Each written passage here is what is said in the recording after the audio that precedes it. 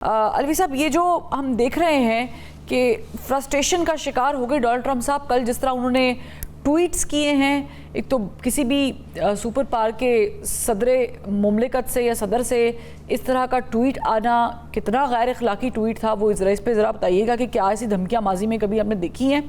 और दूसरा ये कि जो ट्रंप ने डेडलाइन दी है मंगल ईस्टर्न टाइम 8 बजे की, ये कितनी रिलायबल है? इससे पहले वो कह रहे हैं, फिर बाद में ट्वीट करके कि बातचीत चल रही है हमारी, हो सकता है कोई नतीजा उससे पहले निकल आए। पहले तो उनकी ट्वीट्स की मैं बात करता हूँ। वो आपको शायद याद होगा कि इनके इलेक्शन से पहले 38 रेनाउंड साइकेट्रिस्ट ने इनके बारे में एक रिपोर्ट दी थी, जिसमें उन्होंने कहा था कि ये अनस्टेबल है और इनको प्रेसिडेंट नहीं बनना चाहिए जी।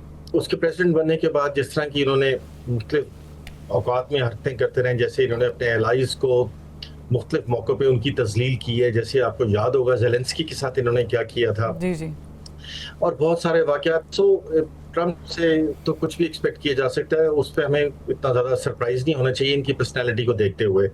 लेकिन कभी हमने देखा नहीं है कि इस लेवल के लीडर्स इस तरह की लैंग्वेज यूज़ करें।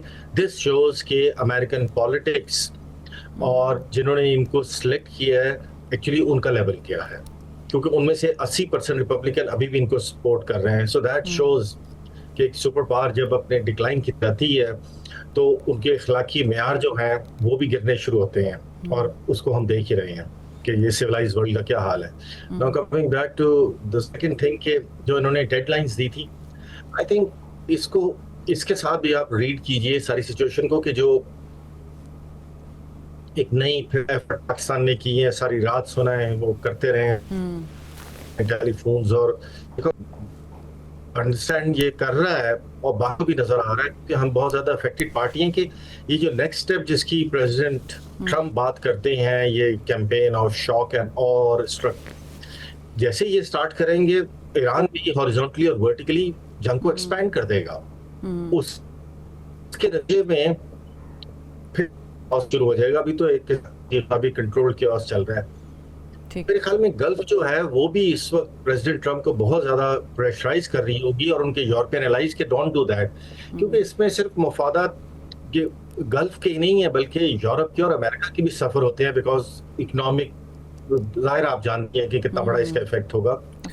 तो इसलिए जो अभी पॉज की बात की जा रही है, 2 स्टेप प्रोसेस है, this is very very important moment. मेरे ख्याल में इस पूरी जंग में जो एक फैसला कुन मोमेंट है वो आज का है दिन, कि अगर आज उस जो कंडीशंस दी गई हैं जिसकी बेस पे अगर वो एक्सेप्ट हो जाती हैं, ऑल्दो वो अमेरिका के अलावा बाकी तीनों पार्टीज को वो सूट नहीं कर रही हैं।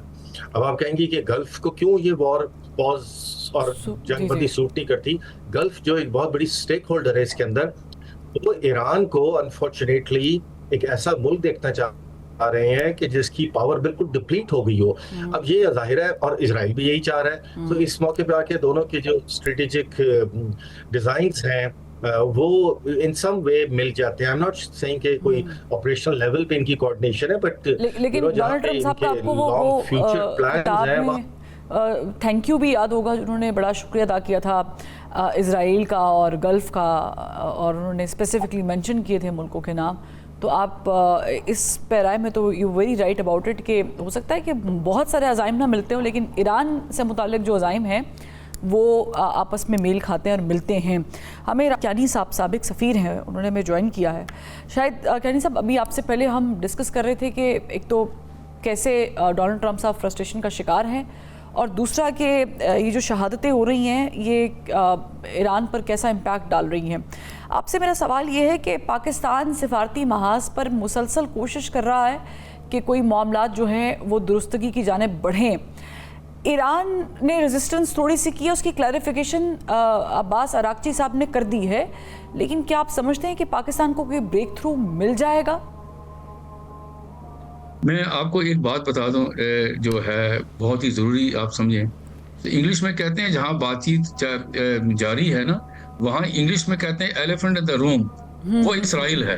आपको क्या पता है कि behind the scenes back channel के ऊपर तो पाकिस्तान ने, मैं कहता हूँ, कमाल कर दिया है। इन दी सर्कमस्टांसेस, इन दी जो सर्कमस्टांसेस हैं इसके अंदर आप देखें ना, पाकिस्तान का खुद भी आप देखें हालात हमारे क्या है कि एक तरफ हिंदुस्तान है और एक तरफ अफगानिस्तान के साथ जो हालात हैं, लेकिन उसके बावजूद पाकिस्तान ने अपना जो कहते हैं ना, इस कहते हैं टेरेन जियोग्राफी कि जियोपॉलिटिकल लोकेशन के अंदर पाकिस्तान ने कमाल कर दिया कि अपने साथ जो मुल्कों के साथ जो ताल्लुकात हैं, पूरी कोशिश किया कि उनके साथ एक को एग्जिस्ट किया जाए। ब्रदर ताल्लुकात तो होते ही नहीं, ये पता नहीं किसने ये अल्फाज ये इस्तेमाल कर रहे हैं लोग। अब ईरान के साथ अमेरिका और ईरान दोनों ने ये एक चीज पर, वो एक पेज पर है कि हाँ बातचीत पाकिस्तान के थ्रू करनी है, इस पर वो एक पेज पर है। और पाकिस्तान बैक चैनल के ऊपर जो कर रहा है, क्योंकि एक याद रखें ये ब्रिज है, पाकिस्तान एक ट्रस्ट वर्दी ब्रिज है। पाकिस्तान ने आप देखें ना 1971 में चीन के साथ एक ब्रिज बना अमेरिका और चीन के दरमियान, वो ट्रस्ट जो है वो जारी है। यहाँ पर ईरान और अमेरिका ट्रस्ट करता है, और ये गल्फ के मुल्क भी जितने भी हैं, तुर्की भी, जब सारे जो मुल्क गल्फ रीजन के हैं और रीजन से बाहर है, वो ट्रस्ट करते हैं पाकिस्तान जो बातचीत करेगा, जो बैक चैनल में बातचीत कर रहा है वो एक्सेप्ट होगी। अब देखिए ना, कल वो जो उस पर अपने मोबाइल फोन को जो मैसेज देते हैं एक्स का, उसमें भी ईरान के वजीर खारजा ने कहा कि अब we are grateful to Pakistan. तो यहाँ पर ये हालात हैं कि दोनों के मफाद में नहीं है, मैं आपको बता दूं, ना ईरान की मफाद में है ना अमेरिका की जंग जारी रहे, लेकिन दोनों ने एक चीज याद रखें, जो डोमेस्टिक ऑडियंस है उसकी बड़ी अहमियत है, दोनों को फेस सेविंग चाहिए।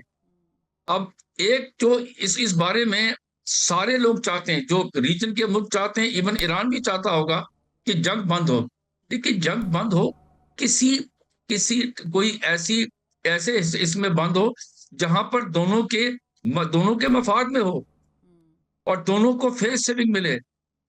अब मैं थोड़ा सा अब अमेरिका को बता दूं, मैं अमेरिका में पढ़ा भी हूं। अमेरिका के अंदर जो डोमेस्टिक ऑडियंस है वो बिल्कुल इस हक में नहीं है कि ये जंग जारी रहे। वहां पर कौन से इश्यूज हैं?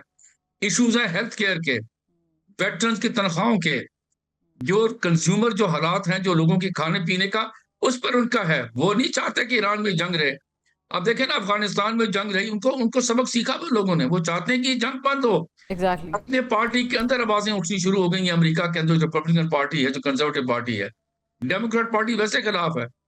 तो और फिर नेटो के एलाइज हैं, यूरोपियन यूनियन, कोई ममालिक यूरोप का जो इनके साथ खड़ा था अमेरिका के साथ, वो उनके साथ नहीं खड़ा हुआ।